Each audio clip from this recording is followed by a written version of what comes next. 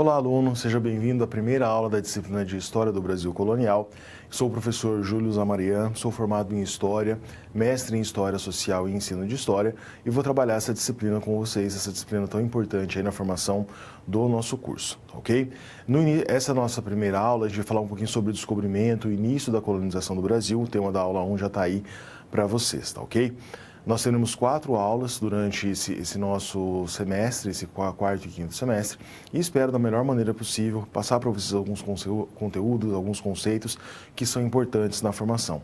Gosto sempre de lembrar que a participação no fórum de vocês é muito importante, é um elo entre vocês, alunos, e eu, professor, então faço votos que você participe bastante do fórum, eu sempre também vou estar ali mediando junto com os tutores aqui que estão nos auxiliando.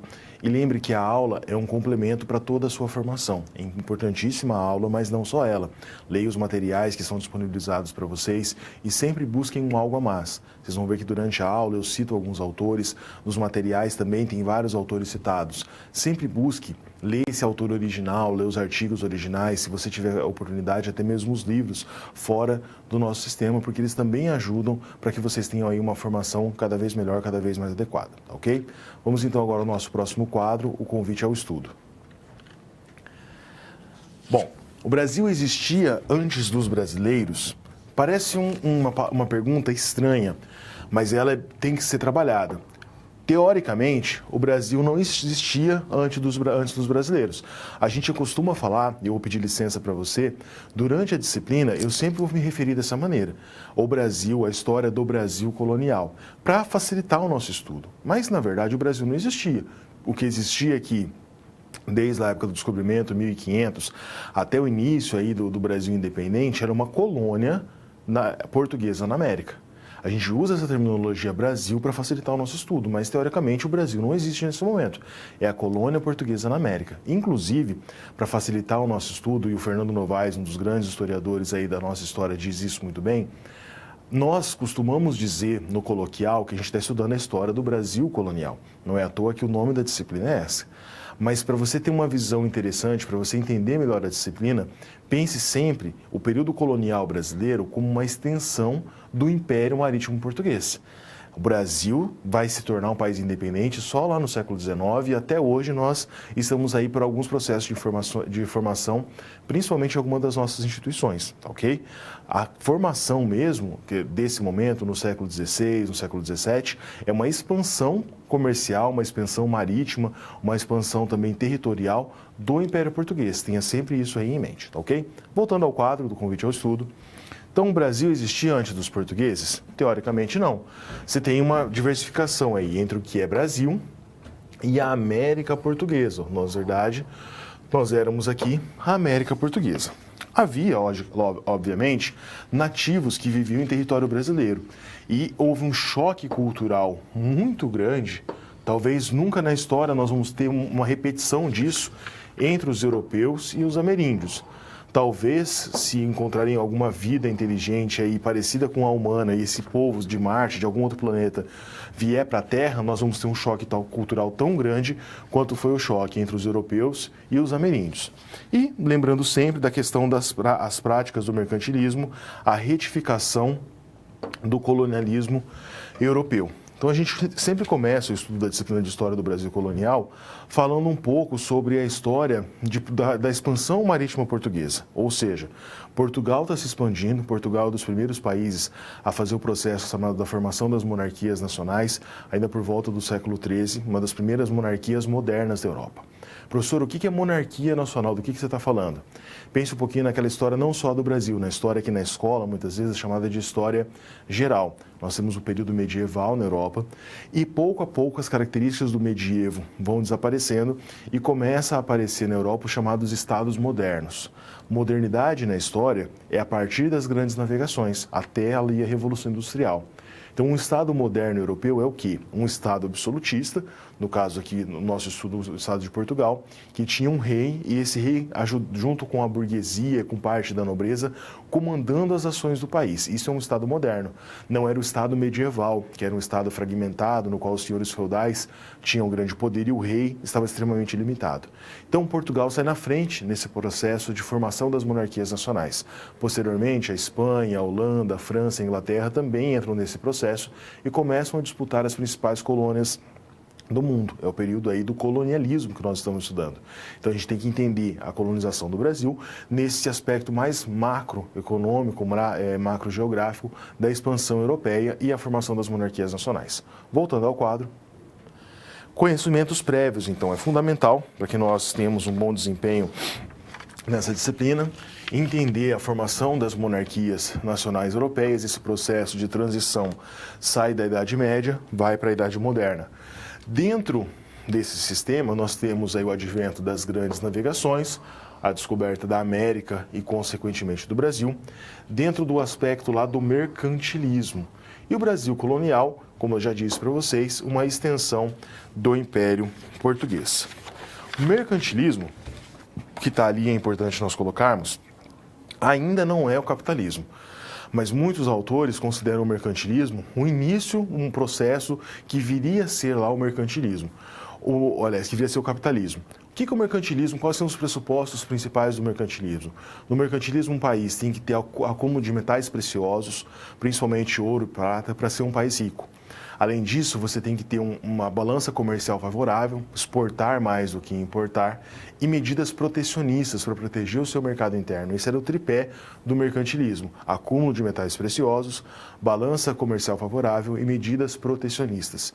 Então, se você entende a expansão portuguesa para a América dentro desse tripé, eles estavam buscando novos comércios, buscando ali no caso os metais preciosos, ouro e prata aqui na América, queriam de toda maneira ter essa balança comercial favorável, exportar mais do que importar e sempre com medidas protecionistas para proteger ali o seu mercado interno. Então, não é ainda uma economia capital como nós temos hoje, mas é o início, uma gênese, vamos colocar assim, do que viria a ser o capitalismo moderno que nós temos hoje, ok?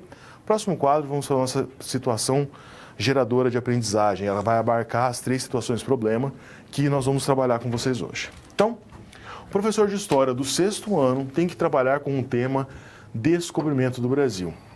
Imaginem que o 6º ano são aluninhos lá de 11 anos, então tem que ser uma metodologia bem direcionada para alunos dessa faixa etária.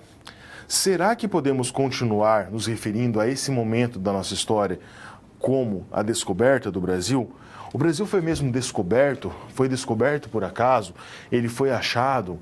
Como tinha índio aqui, a gente pode falar que foi um descobrimento, que não foi, enfim, como que a gente pode historificar, problematizar essa ideia do descobrimento do Brasil?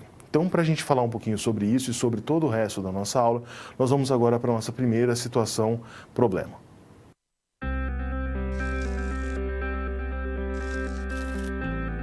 Olá, tudo bem? Espero que esteja gostando dessa aula. Como você pôde perceber, é muito importante estudar o conteúdo da pré-aula no ambiente virtual, antes de conhecer e resolver as situações problema. Vamos lá? As etapas para compreender e resolver as SPs são simples e facilitam os seus estudos. Primeiro, é necessário conhecer e interpretar os detalhes da situação problema, entender onde se passa a situação, quais agentes estão envolvidos e quais recursos estão disponíveis. Depois, é a hora de problematizar a situação apresentada, que são baseadas na realidade de mercado. E isso significa que seu desafio foi elaborado com base nas informações de empresas, experiência dos professores e acontecimentos do cotidiano da sua área. E por último, você vai solucionar as problemáticas. Para isso, você deve utilizar dos conceitos e das teorias vistas nas pré-aulas. Ficou claro? Então o desafio está com você. É hora da SP1. Caso surja um ponto de interrogação, você pode sempre acessar o fórum e enviar suas dúvidas, ok? Bons estudos e até mais!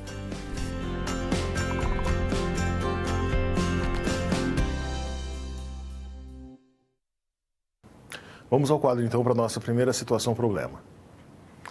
Pensar a história do Brasil unicamente a partir dos portugueses não reflete a maneira pela qual a sociedade brasileira encara sua população indígena até os dias de hoje. Então, ou seja, não dá para pôr a culpa só nos portugueses de todos os problemas que nós temos no país atualmente, principalmente com relação aí à população indígena. De que maneira são feitas as demarcações de terras indígenas no Brasil hoje? Qual é o interesse dos diversos grupos envolvidos nessa situação, como os ruralistas, madeireiros, garimpeiros e os próprios indígenas? Então, mediante essa situação-problema, nós vamos fazer a problematização da nossa aula de hoje. A demarcação de terras indígenas, você pode dar uma olhadinha no site da FUNAI, eu olhei antes de dar aula para fazer essa aula para vocês, fala que aproximadamente 10% do território brasileiro, ele é cedido, vamos colocar assim, aos indígenas, à demarcação de terras indígenas. Essas terras oficialmente são da União e são cedidas aos indígenas. Eles não têm direito de propriedade, não é como se tivesse uma escritura ou algo desse tipo. Dentre os interesses da FUNAI para ter a demarcação das terras indígenas está a conservação do povo indígena e das diversas etnias indígenas e também da sua cultura. Então, ela existe, essa demarcação, provavelmente não vai ter lei, pelo menos nos próximos anos, que vai extinguir totalmente essa demarcação de terras indígenas e ela, de certa maneira, visa ser uma medida compensatória por todos os problemas que nós tivemos na colonização, a extinção, quase genocídio de boa parte da população indígena e parte do pressuposto que, teoricamente, essas terras inicialmente eram deles e foram conquistadas aí pelo longo processo pelos portugueses. Você pode perguntar, professor, mas por que não acabar de uma vez com isso, fazer com que esses indígenas sejam totalmente aculturados e venham viver de uma maneira moderna? Para a história, isso seria algo devastador. A gente está extinguindo, acabando de uma vez com uma cultura que é muito rica e que estava na gênese aí do nosso Brasil e com certeza contribuiu para a formação da nossa própria sociedade atualmente. Então, durante a aula eu vou falar de diversas maneiras aí e ratificar a importância dessas demarcações de terras indígenas e da conservação da cultura desse povo. Vamos ao próximo quadro. Então, no Problematizando, eu coloquei um textinho aqui do Pero de Magalhães de Gândavo, que é um cronista português do século XVI, que esteve no Brasil no início da colonização. E ele fala um pouco sobre a relação aqui dos europeus com os indígenas. Lembrem daquele choque cultural que eu comentei com você agora há pouco. O Magalhães dizia o seguinte: não se acha nessas terras, nesses povos, nem F, nem L, nem R. Coisa digna de espanto, porque assim nós supomos que os índios não têm fé, não têm lei e não têm rei.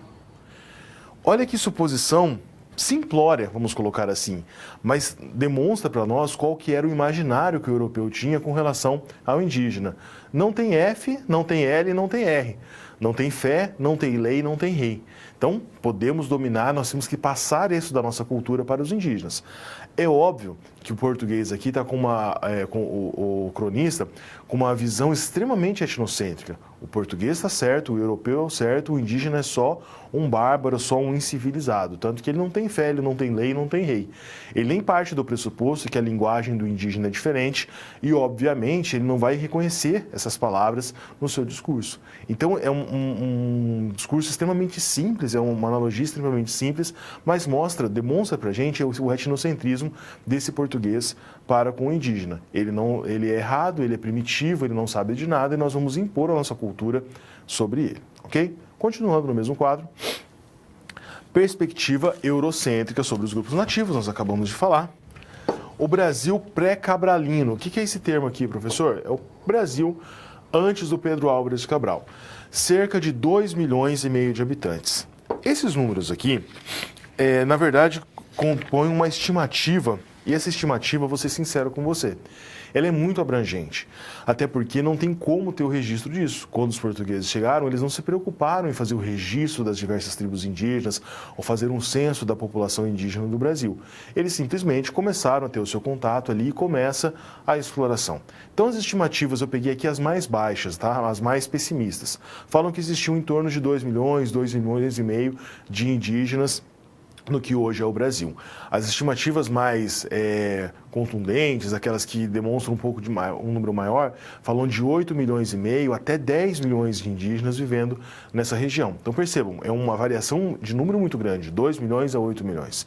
Por isso que eu coloquei aqui a mais pessimista, entre aspas, para que a gente, mesmo assim, mesmo com 2 milhões, a gente tenha uma ideia de como foi esse processo aí de aculturação e de conquista dos portugueses com relação às terras aqui dos indígenas, ok? Continuando o próximo quadro. É óbvio que esses povos não eram uníssonos, você não tinha uma única nação indígena em terras brasileiras. Alguns povos se destacam. O tronco, que é linguístico tupi-guarani, é um deles. Como você não tem mensuração por mapas, por territórios, para saber exatamente como esses povos estavam organizados, é comum os historiadores, junto com linguistas, organizarem os chamados troncos linguísticos. Então tinha o povo tupi, que é o tronco linguístico tupi, o tronco linguístico guarani e assim por diante. Então, desse povo tupi, nós temos 3 etnias aqui, das mais conhecidas, as mais retratadas nos documentos da época. Os goitacazes, que ocupavam o território próximo à foz do atual Rio Paraíba, os aimorés, encontrados no sul da Bahia e no norte do Espírito Santo, e os tremembés, que viviam na faixa entre o Ceará e o Maranhão. Então, para a gente ter uma ideia aqui, mas você tenha mais uma dezena de etnias aqui. No próximo quadro, coloquei uma citação aqui bastante interessante da Manuela Carneiro de Cunha, do texto Índios no Brasil, História, Direitos e Cidadania, para a gente aprofundar ainda mais essa nossa discussão. Ela diz o seguinte: fruto de um processo complexo, cujos agentes foram homens e micro-organismos, mas cujos motores últimos poderiam ser reduzidos a 2, ganância e ambição. Formas culturais da expansão do que se convencionou chamar de capitalismo mercantil. Continuando. Motivos mesquinhos e não uma deliberada política de extermínio conseguiram esse resultado que para ela é espantoso, de reduzir uma população que estava na casa dos milhões em 1500 a pouco mais de 800 mil índios que hoje habitam o Brasil. Esse hoje, que a autora cita aqui, é em 2012, já faz um tempinho. Então, com certeza, esse número de indígenas já diminuiu. Por que ela fala que é uma relação entre homens e entre micro-organismos? Nós sabemos que, além do processo de conquista propriamente dito, e também da questão da violência para com índios, dos assassinatos, você tem as doenças que os portugueses trouxeram para a América, da qual os índios não tinham ali uma defesa. Então, isso também ajuda a explicar essa queda muito grande do número de habitantes. Então, hoje, segundo as estimativas aí mais otimistas, próximo de 800 mil indígenas vivendo no Brasil. Se você pegar aquela perspectiva que era mais abrangente, falando de próximo de 8 milhões, é um número muito grande. Ah, professor, mas você está analisando 500 anos de história. Sim, 500 anos. Mas você há de convir comigo que, pelo menos nos primeiros 100 anos, esse impacto dos europeus para com os indígenas ele é muito maior. Esse número vem estável aí perto dos 600, 800 mil, pelo menos nos últimos 50 anos. Então, é comum você falar na história do genocídio dos indígenas, uma ação muito forte desses portugueses que acabou aí dizimando boa parte da população indígena do Brasil. Ok? Próximo quadro, por favor. Falamos até agora mais do Brasil, aliás, do que era o Brasil antes dos portugueses, dos indígenas, dos povos. Agora eu vou colocar um pouquinho para você a relação sobre Portugal. Enquanto o Brasil tinha essa Constituição, como é que estava Portugal e esse processo das grandes navegações, da conquista? Primeiro, um dos motivos que explica a primazia de Portugal no processo das grandes navegações e, consequentemente, na conquista da América, tem a ver com a Guerra de Reconquista. O que foi essa Guerra de Reconquista, professor? A partir do final do século VII, início do século VIII, na Península Arábica, os árabes muçulmanos começaram a organizar o seu reino e começaram a se expandir. Essa expansão árabe ela tem uma extensão territorial muito grande. Os árabes conseguem conquistar boa parte do norte da África, parte do Oriente Médio e chegam até a Península Ibérica, mais ou menos até onde hoje é a França. Então, durante muitos séculos, o que é a Península Ibérica, Portugal e Espanha, era dominado pelos chamados mouros, a maneira como os europeus chamavam esses habitantes ali da Arábia, os muçulmanos, ok? No processo de final da Idade Média e início da modernidade, você tem a chamada Guerra de Reconquista na Espanha. Os reis espanhóis, das 4 principais coroas, Aragão, Navarra, Castela e Leão, entram em guerra para expulsar o que eles chamavam de mouros ali da Península Ibérica e formar uma nova ação. Forma-se a Espanha e depois, por uma divisão interna, vem o condado portucalense, que deu origem a Portugal. Então, a origem do Estado moderno português tem relação com essa guerra de reconquista, com a expansão dos muçulmanos. Para quem gosta de aprofundar um pouco mais os estudos, é bastante interessante nós percebemos que alguns dos conhecimentos que os portugueses e espanhóis tinham de navegação vinham desses povos árabes, desses povos muçulmanos. O uso da bússola, por exemplo, do astrolábio, foi disseminado na Europa por portugueses e espanhóis, mas tem origem ali nos muçulmanos. Então, bastante interessante essa troca cultural e que influenciou diretamente as grandes navegações. Além da Guerra de Reconquista, nós temos outros fatores aí que explicam a primazia dos portugueses. Vamos ao quadro para a gente ver elas. Então, a Guerra de Reconquista, já falei para vocês. A Revolução de Avis, que formou praticamente Portugal, deu uma conotação de Estado moderno aos portugueses, e o início das grandes navegações, consequência do expansionismo marítimo português do século XV, também relacionado ao mercantilismo, que nós já citamos aqui, busca de especiarias, de ouro para enriquecer a metrópole, e a ideia de buscar novos caminhos para fugir de turcos e italianos. E aqui eu vou colocar um mapa que trata aí das grandes navegações. Eu gosto bastante de trabalhar com esse mapa. Uma coisa simples, um tanto quanto óbvia, mas que muitas vezes a gente não para pensar é o seguinte. Lá na escola, quando vocês estudaram no ensino fundamental, no ensino médio, a professora sempre dizia assim, olha, as grandes navegações começaram porque Portugal, que está em verdinho aqui, um pouquinho pequeno, né, ó, e a Espanha queriam um novo caminho para chegar à Índia. Qual que era o objetivo de chegar à Índia? Ter acesso às ricas especiarias. Pergunta simples. Por que um novo caminho? Por que não usa o caminho velho? Qual que era o caminho velho? Geralmente vir pelo mar Mediterrâneo, boa parte do caminho, depois uma rota terrestre, até chegar à região de Calicut, das cidades aqui, estado importantes da Índia que tinham as especiarias.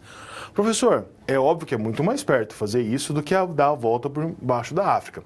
O problema é que nessa região aqui, aproximadamente, você tinha o chamado Império Turco-Otomano. O Império Turco-Otomano dominava as principais rotas de comércio das especiarias que vinham da Índia e revendiam essas especiarias para duas cidades-estado importantíssimas, Gênova e Veneza, na Itália. E essas cidades revendiam as ricas especiarias aqui para a Europa. Então, formado o Estado Nacional Português, objetivo mercantilista, o país tem que ser rico, nós temos que enriquecer essa metrópole. De que diz a cartilha do mercantilismo? Metais preciosos, balança comercial favorável, medidas protecionistas. Como é que nós vamos achar dinheiro? A gente tem que achar um lugar que tem ouro, tem prata, tem as riquezas e comercializar.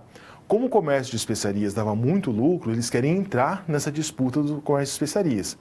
Portugal, recém-formado, tem chance, tem condição militar de acabar com o Império Turco-Otomano? De maneira nenhuma. Então, qual que é a alternativa deles? Buscar uma nova rota, buscar um novo caminho. Só Portugal está pensando isso? A Espanha também está pensando, com Colombo, com as grandes navegações. Então, você tem ali meio que uma corrida para conseguir acessar essas grandes riquezas aí até a Índia, fugindo dessa rota mais curta, dessa rota tradicional, que envolvia tanto o mar Mediterrâneo quanto a região ali do Oriente Médio. Apesar dos esforços portugueses e do grande feito ali da relação do Brasil, a primeira grande conquista é em 1492, Cristóvão Colombo chega à América. Vamos voltar ao mapa, eu quero mostrar mais uma coisa para você. A descoberta da América, 1492, Cristóvão Colombo, essa rota que está aqui, chegando perto de onde hoje está São Salvador, aqui olha, São Salvador, 1492. Essa foi por acaso. Colombo realmente achava que ele tinha conseguido dar a volta ao mundo e na cabeça dele ele tinha chegado em alguma ilha dessa região aqui. Não é à toa essa confusão do número de índios. Por isso que a América chama América, não chama Colômbia. O Américo Vespúcio, um tempo depois, refazendo os cálculos náuticos, descobriu que na verdade aquilo era um novo continente. Os portugueses vão aos poucos, né? Você tem uma viagem importante do Bartolomeu Dias, que está aqui, o traço verde. Bartolomeu Dias consegue contornar aqui o Cabo da Boa Esperança, fazendo uma viagem mais próximo da costa portuguesa. Vasco da Gama começa a fazer o chamado périplo africano. Se afastava um pouquinho da costa da África, uma região de difícil navegação, para pegar as rotas marítimas corretas para chegar até Calicut. 1498 até 1500, quando Cabral, acidentalmente ou não, chega a Portugal. Poderia fazer uma enquete com você. Cabral descobriu o Brasil por acaso, sim ou não?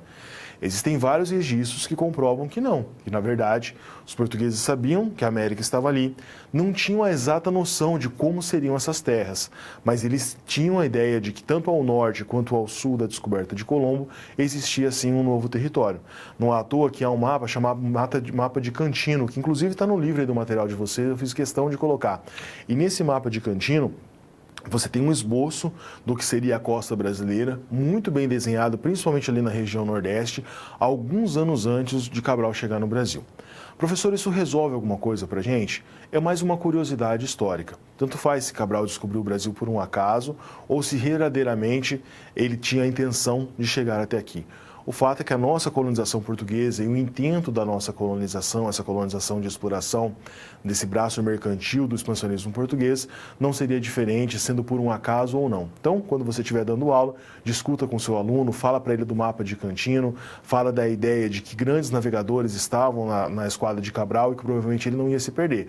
Mas tenha a noção que isso não vai resolver o problema da história propriamente dito, tem mais relação com uma curiosidade histórica do que qualquer outra coisa, ok? Voltando ao quadro, resolvendo a nossa primeira situação-problema,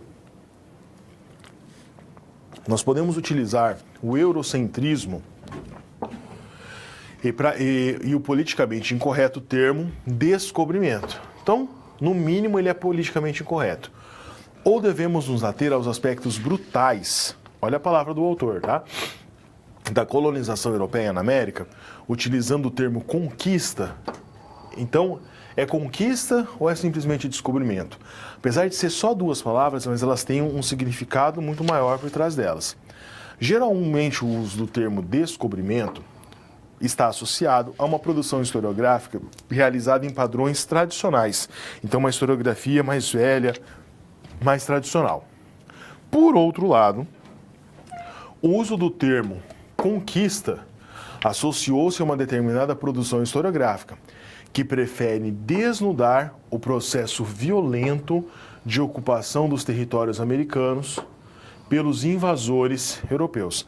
Quem está dizendo isso é o Fábio Kahn, A Reinvenção do Brasil, considerações em torno aí da situação dos 500 anos. Então, descobrimento ou conquista?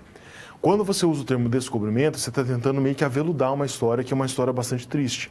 O termo conquista, ele se torna mais correto porque houve uma violência. Não há nada mais claro do que dizer isso. Os portugueses conquistaram a América, esse território da América portuguesa que viria a ser o Brasil, na força, com violência, matando e dizimando aí uma população indígena que chegava à casa dos milhões. E isso, para fechar nossa situação-problema lá do início, ajuda a entender essa questão das demarcações das terras indígenas. Assim como a política de cotas raciais, muito comum no Brasil, não vai resolver o problema, mas é uma maneira de amenizar tudo aquilo que estava errado no passado, a questão da demarcação das terras indígenas também tem esse viés. Não tem como voltar no passado e fazer com que essa conquista fosse mais harmônica, ou que se respeitasse mais a cultura indígena há 500 anos atrás. O que dá para fazer é fazer uma compensação, reconhecer que houve um erro e fazer com que esses indígenas que ainda restaram o nosso território vivam da maneira mais digna possível e respeitando e conservando aí a sua cultura. Tá ok? Assim nós encerramos a nossa primeira situação-problema. Vamos agora ao vídeo da nossa segunda situação-problema.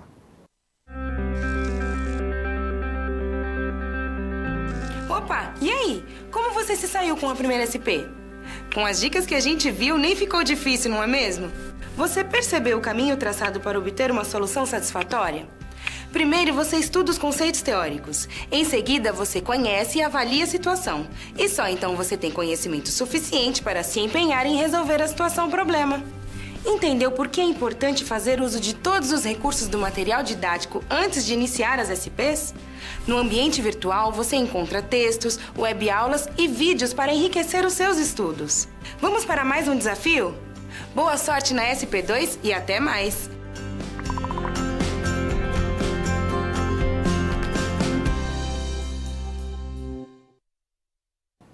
Vamos então à nossa segunda situação-problema. Por que, em pleno século XXI, o preconceito quanto às comunidades indígenas brasileiras se mantém? Então, na primeira SP, nós falamos aí sobre a questão da territorialidade, agora nós vamos falar sobre a questão do preconceito. De que maneira o trabalho realizado nas escolas, na atualidade, colabora diretamente para uma ressignificação dos olhares pejorativos e preconceituosos que ainda estão presentes na nossa sociedade, então como os diversos lugares aí sociais, a escola, associações de bairros de moradores, clubes, como é que esses locais, principalmente a escola, servem muitas vezes para reproduzir essa ideia preconceituosa. Quando eu estudei na escola, muitos anos atrás, eu lembro de vários professores dizendo assim, olha, o índio, ele é preguiçoso, ele é vagabundo, ele não gosta de trabalhar. Por isso que os escravos negros que vieram da África vieram para o Brasil, para substituir esses indígenas. Olha esses caras hoje em dia, eles ficam aí pela rua, perambulando, vendendo balaio, pedindo esmola. Esse tipo de discurso, tão comum no Brasil nos anos 80, nos anos 90, faz com que hoje muitas pessoas ainda tenham essa mentalidade. Então, o objetivo da nossa situação problema é perceber isso, que na verdade é uma cultura diferente, que deve ser respeitada, e essa ideia de que o índio é preguiçoso, que vagabundo, não tem sustentação histórica e empírica nenhuma, ok? Vamos ao quadro. Nesse Problematizando. É uma visão unicamente europeia sobre esse indígena. Pensa no europeu como conquistador, no indígena como conquistado. A versão histórica que nós temos é do vencedor. Então, obviamente, que o indígena, durante séculos, foi maltratado. Há diferentes versões sobre os indígenas. Essas versões elas têm dois extremos que eu vou apresentar para você. O Pero Vaz de Caminha e outros relatos, eu coloquei aqui do Pero Vaz porque a primeira carta aí no Brasil fala desses índios como resistentes, saudáveis e inocentes. E em vários relatos a gente vai ver essa ideia da inocência do índio. Olha, o índio é puro, o índio está vivendo como era Adão e Eva lá no Éden, no paraíso. Temos que buscar inspiração nesse índio. Mas havia a versão pejorativa, de vários também cronistas da época, e eu trouxe uma do Hans Staden. Hans Staden diz o seguinte: a verdadeira história e descrição da terra de selvagens, então está chamando o Brasil de terra de selvagens, começa por aí. Homens nus e ferozes, povos comedores de homens, encontrados no Novo Mundo. Então percebam, dois extremos. Ou o índio, coitado, é resistente e saudável, mas ele é inocente, ou esse índio é um canibal, come carne humana, merece toda a danação eterna dos céus. Nem tanto ao céu, nem tanto ao inferno. A gente tem que problematizar essas duas versões aí do inocente e, posteriormente, dessa questão do canibalismo. Muitas vezes na história, principalmente na época do Brasil Imperial, quando é fundado lá o Instituto Histórico Geográfico Brasileiro, IHGB, naquele concurso famoso de como se escrever a história do Brasil, que o Von Matheus ganhou, começa a se construir a ideia do que? Valorizar essa origem brasileira. Assim como na Europa as grandes nações valorizam lá a origem da sua nação no medievo, até na antiguidade, os gregos se valem muito disso, o pessoal da Itália também com relação ao passado dos romanos, no Brasil pensou-se o seguinte: vamos valorizar a origem do povo brasileiro, ou indígena. Então, em vários contos, em vários livros históricos, você percebe essa visão do índio como um herói, né? A Canção do Exílio mostra muito bem isso, o índio forte, o índio valente, o índio que tinha ali uma semente de civilidade e que com a união do homem europeu branco, conseguiu se desenvolver. O escravo africano, ele é completamente excluído dessa história. Então isso mostra um pouquinho dessa visão inocente. E a visão do indígena como um canibal, como um incivilizado, também tem a ver com esses relatos, principalmente do canibalismo. Coloquei uma imagem para você agora no quadro, vamos a ela. É uma gravura do Theodore de Brie no século XVI. Então, século XVI, os anos de 1500, início da colonização do Brasil. Ele mostra um pouquinho na imagem sobre o canibalismo. Mas percebam que essa versão do canibalismo que nós estamos vendo aqui agora é extremamente estereotipada. Condiz com a ideia do Hans Staden, de que eles são comedores de homem. Primeiro, você percebe na imagem, o europeu aqui, provavelmente o Theodore representando a si mesmo, olhando tudo aquilo de uma maneira extremamente assustada. Repare na maneira como os indígenas estão sendo retratados. Olha o rosto deles. Todos bravos, nervosos, os olhares aqui bem altivos. E o ritual do canibalismo está sendo um churrascão de domingo, né? A fogueirona aqui, você tem uma bela de uma grelha aqui. E olha só, comendo um braço, aqui dá para ver uma pernona bem grande, ó, o braço, uma costela aqui, um outro pedaço de um braço aqui. E olha como é que os índios estão comendo essa carne humana, saboreando, mordendo com força. A Índia aqui, inclusive, ó, lambe os dedos de tão deliciosa que está essa carne humana. Então, como é que o índio está sendo representado no ritual antropofágico dele? Se deliciando. Nossa, a gente gosta de comer carne humana todo dia. Perna assada, costela assada, uma orelhinha, então nem se fala. É uma visão extremamente estereotipada, num quadro do século XVI, que condiz com o que o Hans Staden está dizendo.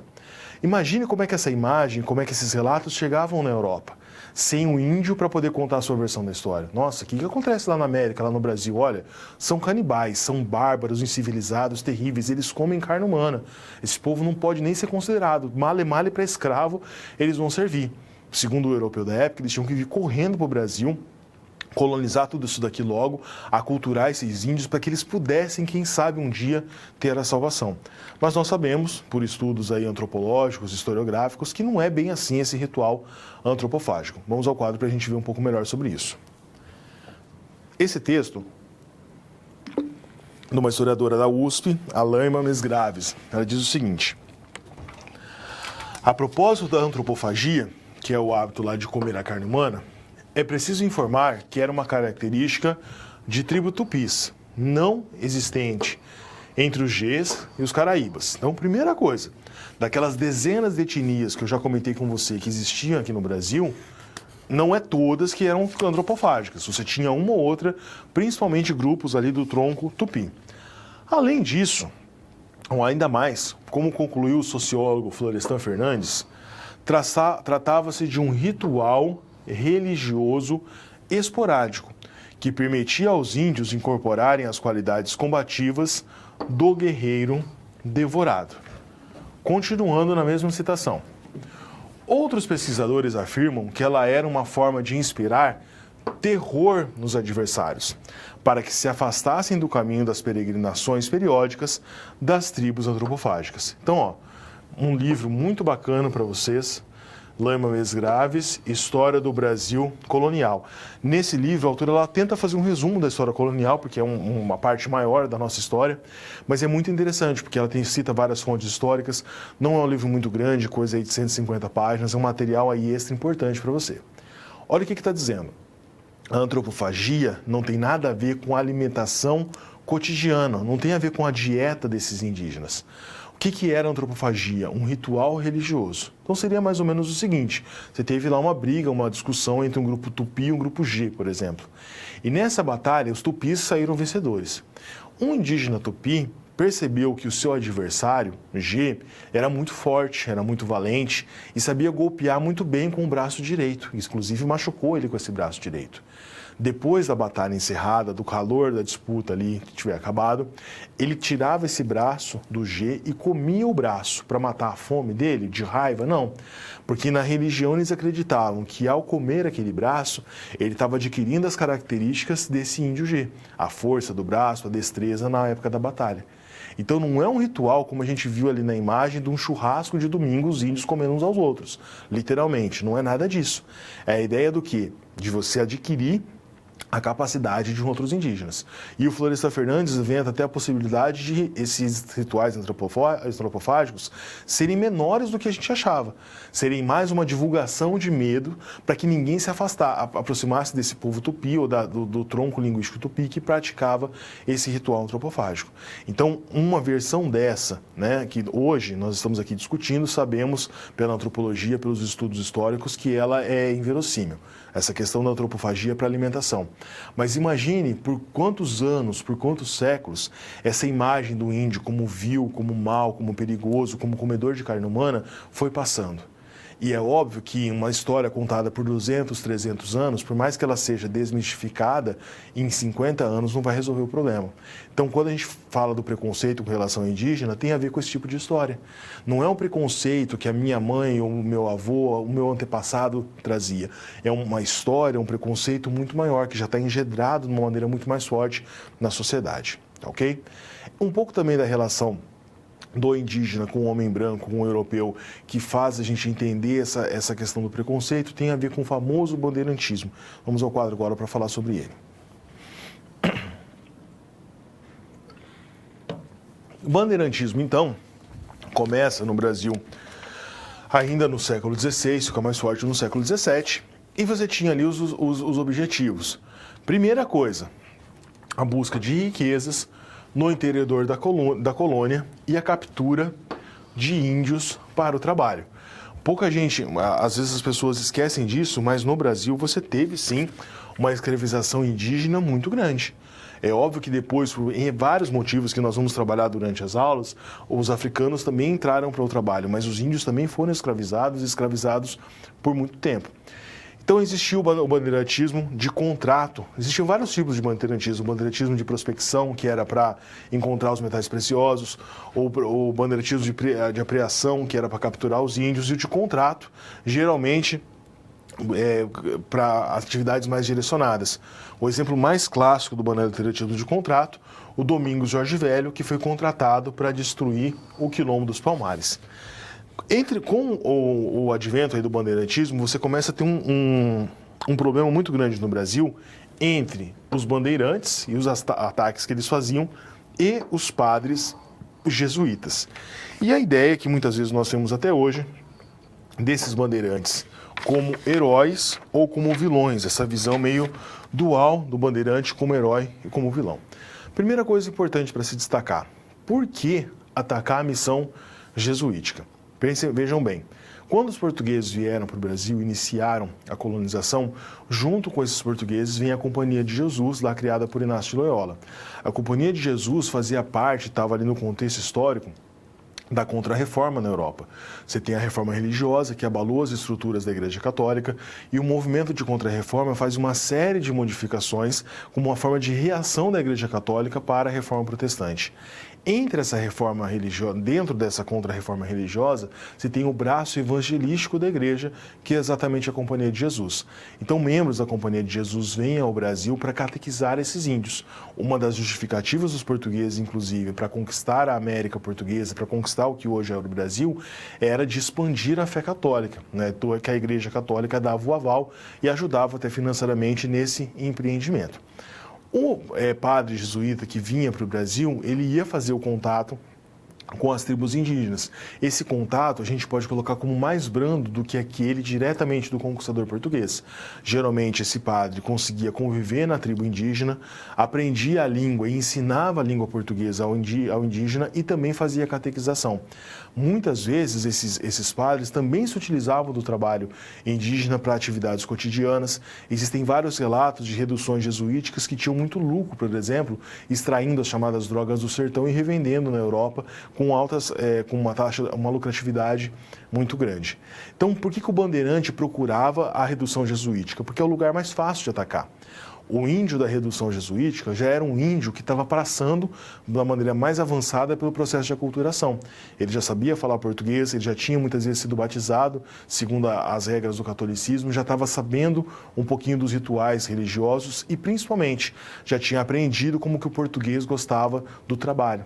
Então, para o bandeirante, entre atacar uma tribo indígena totalmente isolada e atacar a missão jesuítica, atacar a missão jesuítica era muito mais fácil. Tanto que, internamente, na administração portuguesa, começa a ter muitos embates. O índio vai ser escravizado ou não vai? Aquela questão que você já deve ter ouvido falar do índio ter alma, não tem alma, tem meia alma, ele se salva ou ele não se salva. Então surge aí um embate entre esse bandeirante e, consequentemente, os padres jesuítas. E aí, uma série de regras vão acontecendo. Uma das mais famosas é a chamada Guerra Justa. O que era a Guerra Justa? Saiu lá uma lei do governo português que dizia mais ou menos o seguinte: se o índio está na tribo dele isolado, ele não pode ser atacado. Deixa o índio lá para que ele seja catequizado pelos jesuítas para que ele possa aí chegar à fé católica. Dizia-se que o índio tinha meia alma e, se batizando no catolicismo, ele completaria essa alma para poder ir para o céu. Qual que era a ideia da Guerra Justa? Se o índio atacasse um local de colonização português, o português, para se defender desse índio mau, desse índio invasor, aí sim poderia capturar esse indígena e escravizá-lo. Mas na prática acontecia, determinar quando era ou não a guerra justa era muito complicado. E, sistematicamente, esses índios aí foram, ao longo dos anos, cada vez mais escravizados. Ok? Vamos ao quadro novamente.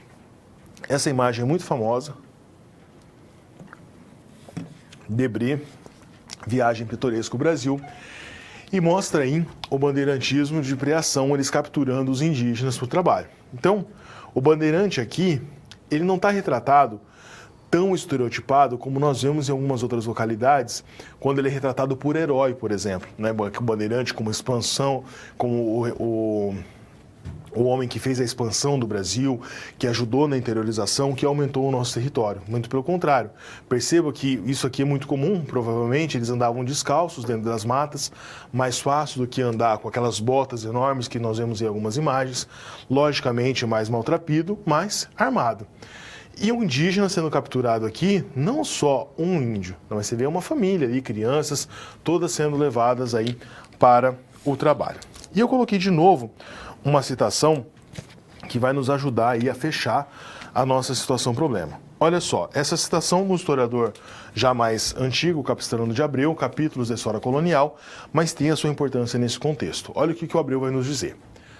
Sua Majestade, então, esse daqui é um texto que está no livro do Capistrano de Abreu, mas é uma correspondência de um bandeirante que foi encaminhado ao rei de Portugal para tentar explicar algumas coisas.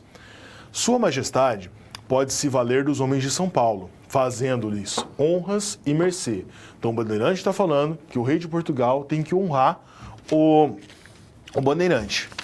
Que as honras e os interesses facilitam os homens a todo perigo, porque são homens capazes de penetrar todos os sertões, porque andam continuamente sem mais sustento que caças do mato. Então, um texto como esse reforça a ideia do bandeirante como herói. Olha, ele está indo lá para acabar, para aumentar o território, para desmatar as matas, para achar alguma coisa bacana. E suposto que esses paulistas, por alguns casos sucedidos de um para com os outros, sejam tidos como insolentes, ninguém lhe pode negar que o sertão todo que temos povoado neste Brasil, eles o conquistaram. Então, olha só que texto bastante interessante. O bandeirante está se colocando como herói. Olha, nós estamos aqui, nós fizemos a expansão do Brasil, nós conquistamos muito território. Se chegar ao ouvido de Vossa Majestade alguma reclamação de uns com os outros, ou seja, uma reclamação pequena, saiba o seguinte, pode até ter alguma reclamação, pode até ter algum caso de violência, alguma matança de índio, aí não importa. Mas o que importa é que a expansão do território é por nossa causa. Então é meio que justificando já algum ato de violência, né? Mais ou menos assim, olha, nós temos alguns atos de violência? Temos sim, mas esses atos são justificáveis, porque o nosso custo-benefício, vamos colocar assim, é muito maior. Nós trouxemos muito mais benefício para a coroa portuguesa na descoberta de ouro, na criação de índios, do que qualquer outro probleminha aí que possa aparecer. Então, é uma visão que está reforçando essa ideia do bandeirante como herói, como alguém bonzinho. Vamos então agora ao próximo texto que desmistifica um pouco essa ideia. Essa segunda citação que eu colei para você é da Adriana Machado Pimentel Oliveira, Entre a Pré-Cultura e a História, em busca de uma cultura histórica sobre os primeiros habitantes do Cariri paraibano. É uma dissertação de mestrado que acaba trabalhando com essa ideia do bandeirante. Olha só o que ela diz para nós. Depois das batalhas, os prisioneiros mais fortes eram exterminados a ferro frio. Então a ideia de que o bandeirante tinha contato lá com os índios, a hora que acabava a batalha, os mais fortes que poderiam dar problema, eles iam lá e matavam. As mulheres e as crianças eram escravizadas e enviadas para as fazendas para indenizar os proprietários da terra dos custos da Guerra Justa. Lembra da Guerra Justa que eu acabei de explicar? Está citado aqui. Dessas mulheres escravizadas e violadas, descendemos nós, o povo caboclo. Então, olha só, a gente fala tanto da miscigenação do Brasil. Nesse texto, a miscigenação não está tão boazinha assim, tão bonitinha. É uma miscigenação à força, uma miscigenação com estupro. Darcy Ribeiro, grande sociólogo, fala que esses primeiros mestiços, eles eram Ninguém. Olha que coisa forte, esses mestiços eram ninguém. E que para existir precisavam reinventar-se a si mesmos. Assim reinventamos uma nova cultura, uma nova civilização no semiárido. E aqui a citação que fecha a nossa ideia. Então, ou seja, a ação do Bandeirante resultou na descoberta de ouro, resultou na interiorização do Brasil? Obviamente que sim. Esse Bandeirante é tratado somente como um herói da nossa história? De maneira nenhuma. A ação do Bandeirante para com o indígena era extremamente violenta, como a gente viu aqui no relato. E percebemos o quê? Que esse preconceito que existe na nossa sociedade contra a cultura indígena, como nós falamos na outra situação, problema com relação à demarcação das terras indígenas, ele é historicamente construído. O que isso significa? Ele não surgiu há pouco tempo, ele vem sendo construído, realimentado durante os séculos.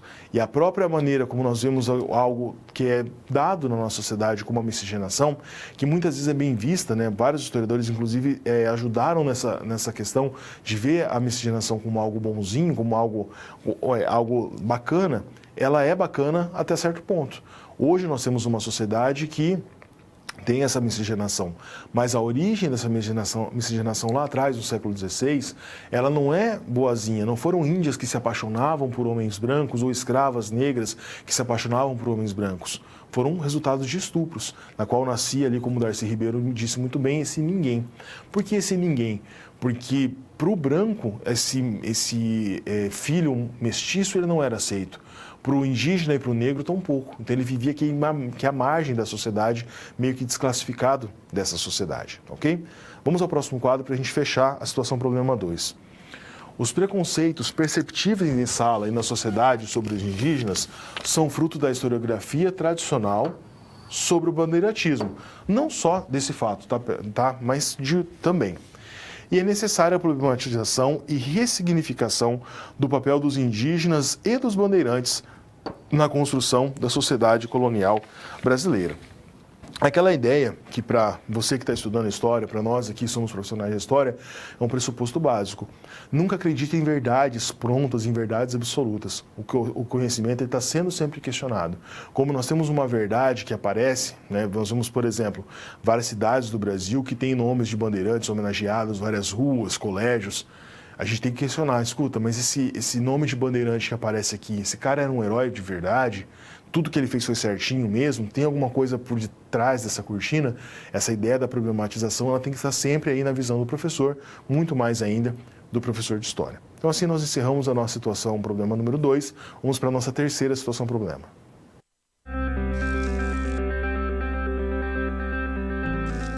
Olá! Agora que você já solucionou 2 das SPs, muitas das teorias vistas na pré-aula fazem mais sentido, não é mesmo? Essa é justamente a função das situações-problema, te preparar de forma mais prática para a realidade da vida profissional. Já conhecer algumas das situações que podem surgir no dia a dia faz de você um aluno mais preparado para o mercado de trabalho. Bom, a SP3 já vai começar. Se ficar com dúvida em algo, pode entrar no fórum e enviar sua pergunta, ok? Até mais!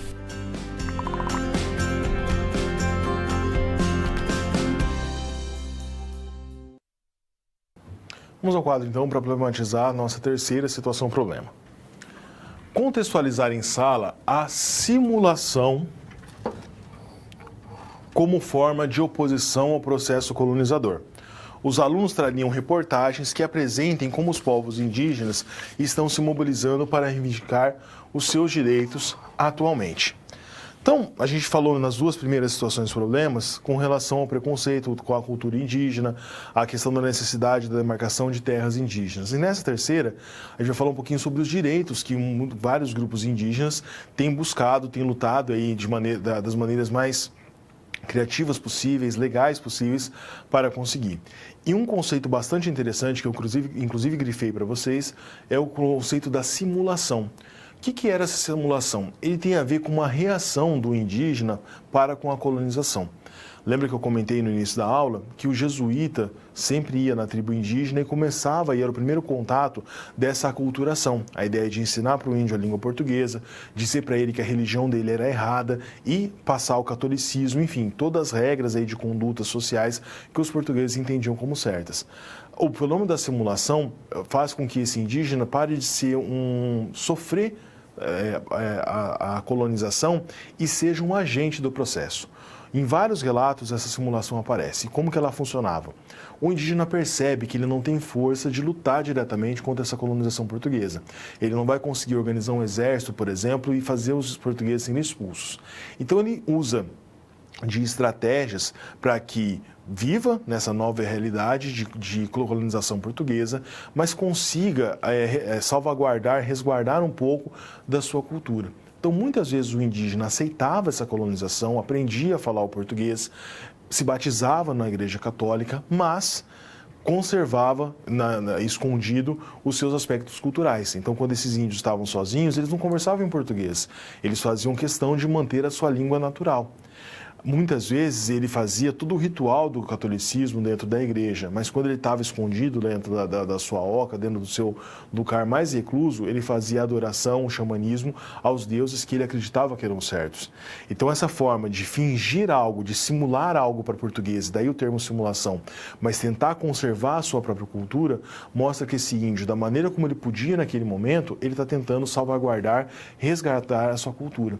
Então esse índio para de ser passivo nesse processo e começa a ter aí uma atividade maior. Por isso que é tão importante essa ideia aí da simulação. Vamos ao quadro, vou mostrar uma citação para você para deixar mais clara essa ideia. Então, essa citação da Cristina Pomba, O Lugar da Utopia, os Jesuítas e a Catequese Indígena. Olha só o que ela vai dizer. Na história eclesiástica indígena, na história eclesiástica indiana, de como os índios se tornaram eclesiásticos, por exemplo, Jerônimo de Mendieta escrevia que a igreja se regeneraria com os índios das Antilhas, vivendo sem pecado num paraíso terrestre. Lembra que no começo da aula eu disse que eles tinham aquela visão do índio como algo bonito, puro, e ainda mais num contexto tão conturbado na Igreja Católica pós-reforma protestante, eles diziam o seguinte: olha, esse contato com o indígena é fundamental para o catolicismo, para ele se regenerar, para ele ter mais força e para a gente conseguir ali se aproximar mais daquilo que era a religião primitiva. E Toribio Montolini, um dos 12 primeiros apóstolos franciscanos enviado à Nova Espanha, pregava a urgência da conversão dos gentios. Quem que é o gentio? É o indígena, na iminência do fim do mundo. Então, para eles, olha, sempre essa ideia, né, de cataclisma, de apocalipse. O mundo está acabando. A gente está vendo isso, segundo lá no século XVI, de uma maneira muito promissora. Então, esse contato com o indígena, essa conversão do gentio, ela vai, aí, de certa forma, oxigenar o que está acontecendo na Europa nesse momento. Vai trazer um novo alento para o catolicismo. Esse catolicismo que se perdeu um pouquinho, que perdeu membros, que perdeu dinheiro com a reforma protestante, nesse movimento de contra-reforma, via indígenas, via a expansão da fé católica em um novo território, em um novo continente, vai conseguir se oxigenar e vai conseguir ter uma sobrevida. Então, percebam, também atendia essa questão aos interesses dos próprios portugueses, dos próprios católicos, da cúpula do catolicismo naquele momento, tá ok? Vamos então ao próximo quadro para a gente tentar contextualizar melhor esse período europeu. Como eu já citei anteriormente, nós temos o período da Contra-Reforma. Só para a gente ter uma ideia de datas, né? A chamada Reforma Protestante tem início aí por volta de 1519. Essas datas nunca são muito precisas, não significa que exatamente em 1519 começam todos esses movimentos, mas uma data aí mais assertiva seria essa. E a Contra-Reforma por volta de 1545. Se você pensar que o Brasil, de 1500 a 1530, 1534 aproximadamente, não teve colonização, ficou meio que parado, e a colonização efetiva começa a partir de 1535, a gente pega bem esse meio da Contra-Reforma no início da nossa colonização. A Companhia de Jesus, com uma importância muito grande, financeira e também como bênção da religião para a ação dos portugueses aqui na América. E na América Ibérica como um todo. Lógico que nós estamos falando aqui especificamente do Brasil, de América Portuguesa, mas não fiquem focados só nisso. Você tem aí toda a América nesse processo. A conversão dos índios à fé católica sendo trabalhada de uma maneira cada vez mais sistemática, uma obrigação realmente dos europeus. E outra coisa, a ideia de vigiar os hábitos e a moral presente entre os portugueses que se instalaram na colônia portuguesa. A preocupação da Companhia de Jesus, a preocupação da própria igreja enquanto cúpula, não era só a conversão do indígena, era também, mas também no sentido de fiscalizar o comportamento dos europeus aqui na América. E há vários relatos que mostram que essa preocupação dos europeus, aliás, dos portugueses da Igreja Católica, tinha sua razão de ser. Nós temos, por exemplo, relatos de que a nossa colonização, pelo menos no início, é uma colonização de muitos aventureiros, de muitos homens solteiros, que na Europa não teriam condição nenhuma de ter uma vida melhor, de conseguir enriquecer, e que vêm para o Brasil, né, conseguem ali pela doação das chamadas cismarias quantidades de terras absurdas e começam a fazer essa colonização, muitos de aventureiros. E era comum relatos desses homens terem filhos com as índias, com as escravas, tanto negras quanto indígenas, de uma maneira muito comum.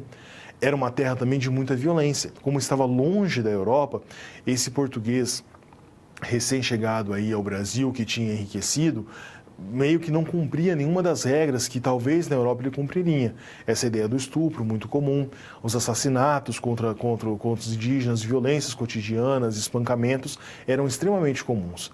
Então, esse braço evangelístico via Companhia de Jesus está interessado na conversão dos indígenas, mas também de fiscalizar esse cumprimento das regras aí da fé católica também por parte dos colonizadores portugueses. É óbvio que eles não vão ter o controle que eles queriam, mas também estão preocupados aí com esse aspecto, ok?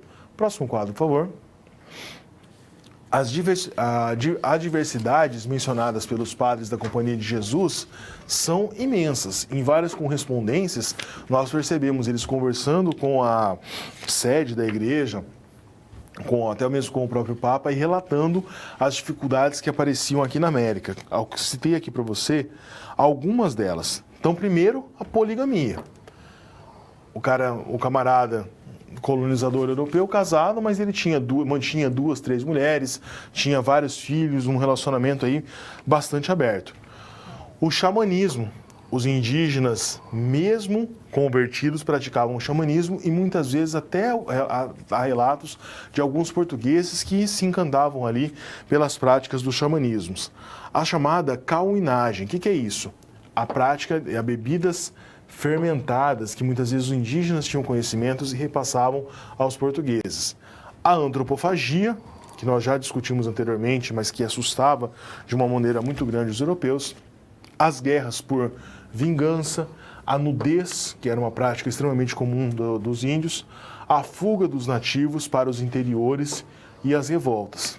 Então, guardadas as devidas proporções, a situação para um religioso que vinha para o Brasil para fiscalizar como estava sendo a colonização era caótica.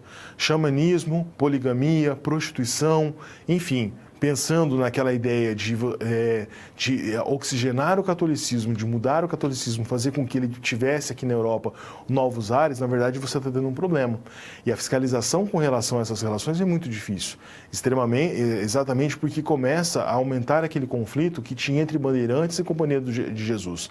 Os próprios colonizadores, donos de terras, donos de engenho, também começam a se incomodar com essa, entre aspas, aí, pegação de pé dos jesuítas com relação a comportamentos. Sendo que também há relatos de vários jesuítas que também não tinham lá uma postura das melhores aqui na América Portuguesa. Então percebam, não há uma versão única.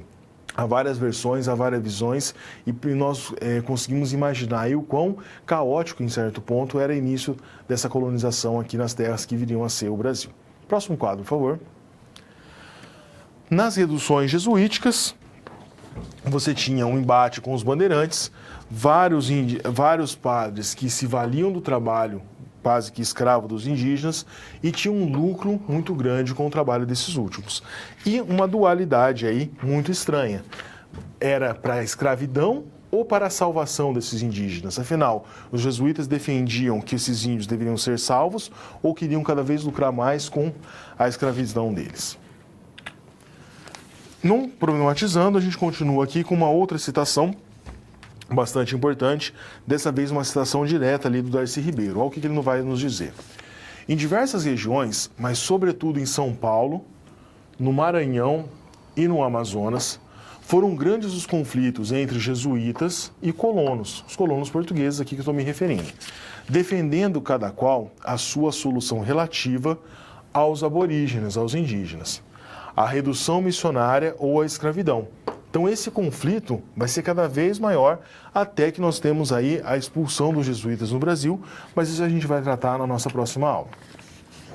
A curto ou a longo prazo, triunfaram os colonos, tanto que os jesuítas, como eu acabei de citar, foram expulsos, que usaram os índios como guias, remadores, lenhadores, caçadores, pescadores, criados domésticos, artesãos e, sobretudo, as índias, com os ventres nos quais engendraram uma vasta prole mestiça, que vinha-se depois o grosso da terra, da terra, os chamados brasileiros. O Darcy Ribeiro é um dos primeiros que vai utilizar aquele termo que hoje, coloquialmente, é tão comum, que é a ideia do caboclo. Então percebam, o Darcy Ribeiro, já na outra citação e nessa também, ele mostra de uma maneira um pouco diferente essa ideia da miscigenação, essa ideia desse contato direto aí dos indígenas para com os colonos e toda essa situação complicada no início da nossa colonização.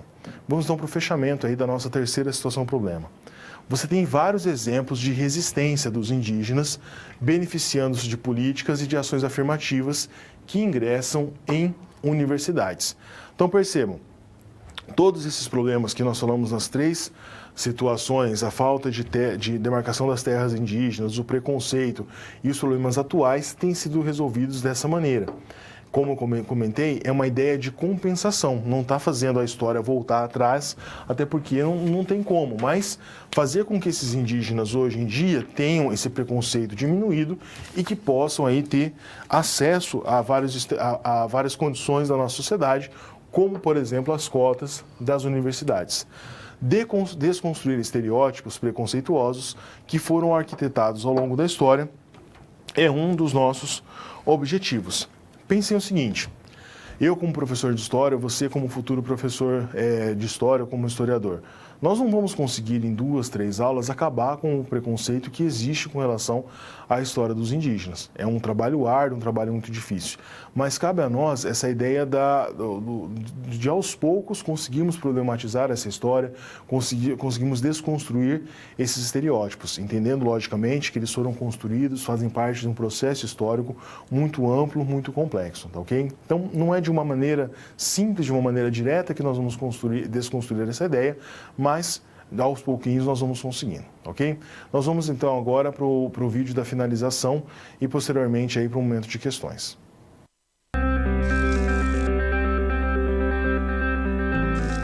E agora que todos os desafios foram concluídos com sucesso, é hora de refletir sobre o que foi visto.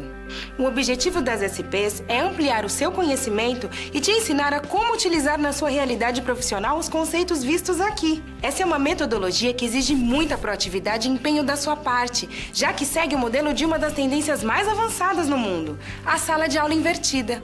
E em contrapartida, vai te transformar num profissional diferenciado e mais qualificado para desempenhar as funções da sua profissão. Por isso, faça bom uso dos materiais e das interatividades oferecidas. Ah, não deixe de acessar o seu ambiente virtual e completar a sua pós-aula, ok? Cada parte do processo é essencial para a sua aprendizagem. Até mais! Ok, vamos então para o Provocando Novas Situações. Vamos ao quadro. O Brasil foi formado somente por brancos, negros e índios?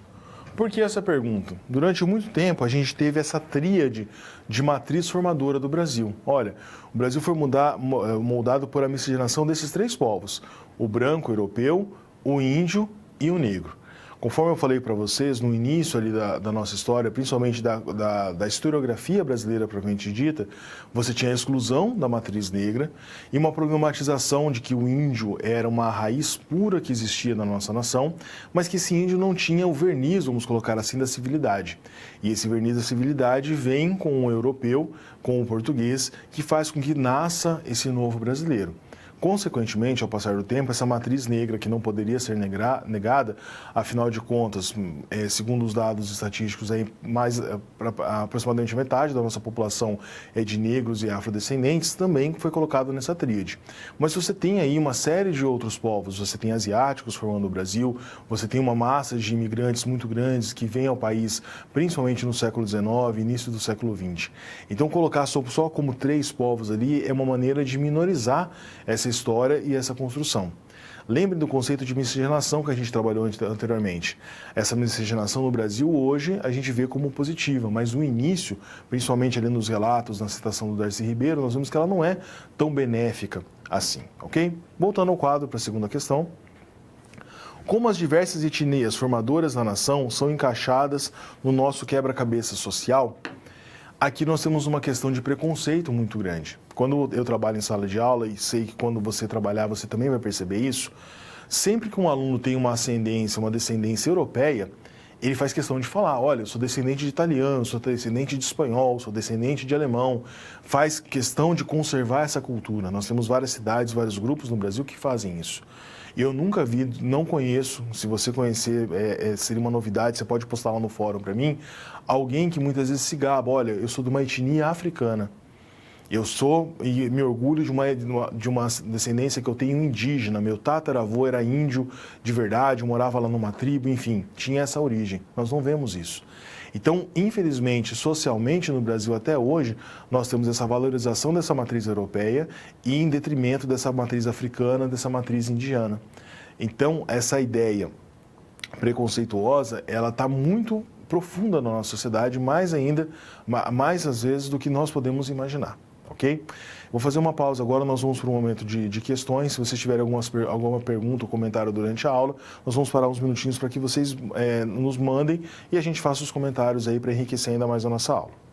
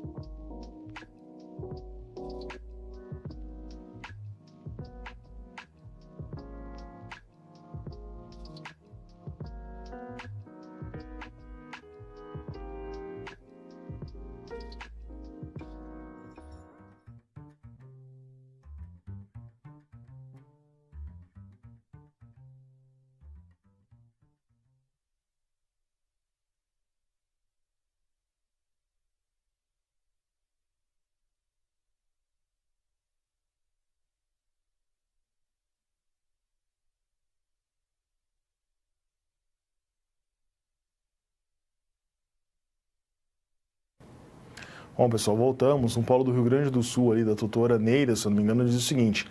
Pergunta, na verdade, a corrupção já veio junto com os portugueses? Infelizmente, ela já veio. Né? A corrupção, ela existe no Brasil, a gente fala muito sobre isso, discute sobre isso atualmente, mas infelizmente na Europa, naquela época já tinha corrupção, em outros países do mundo já tem, então veio junto sim com aquele momento, infelizmente.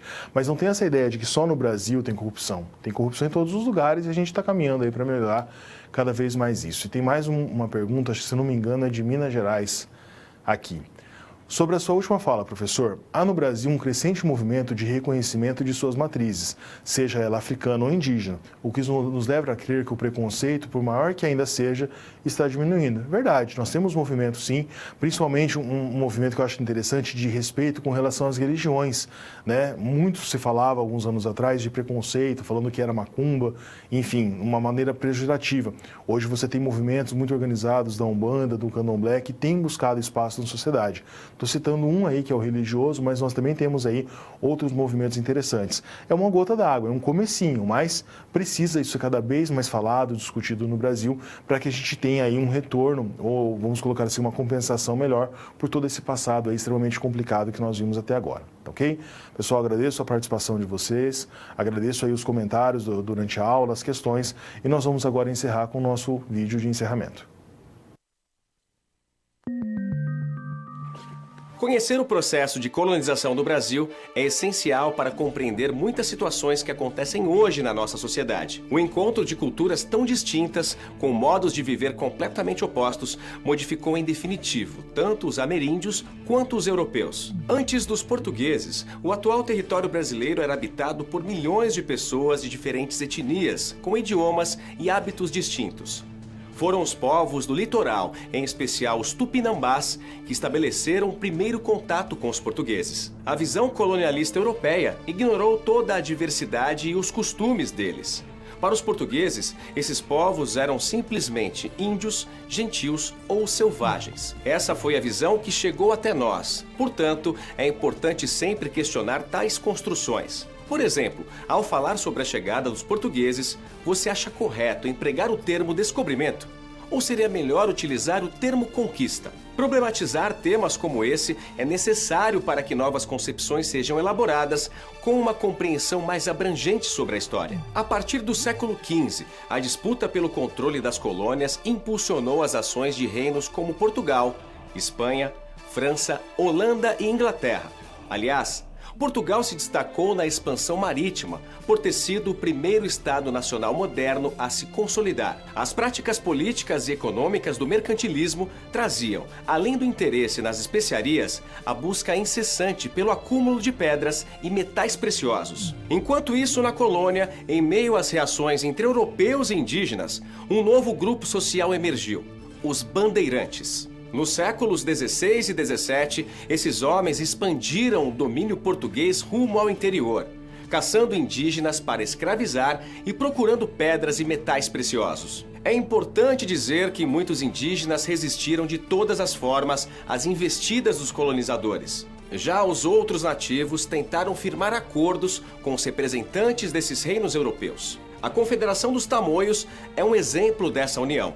Os nativos estabeleceram uma complexa rede de alianças, ora com franceses, ora com portugueses, para inclusive vencer povos indígenas inimigos. Para finalizar, temos ainda a atuação dos padres jesuítas. Eles eram membros da Companhia de Jesus e passaram a catequizar indígenas para convertê-los ao cristianismo. Essa atuação dos jesuítas acabou se chocando com a dos bandeirantes, já que os dois grupos tinham interesses divergentes. A consequência disso foi o favorecimento de um novo negócio, o tráfico negreiro.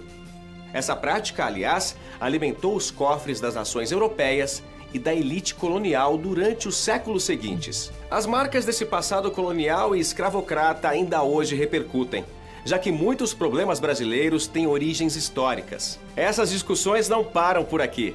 Por isso, bons estudos, boas reflexões e até mais.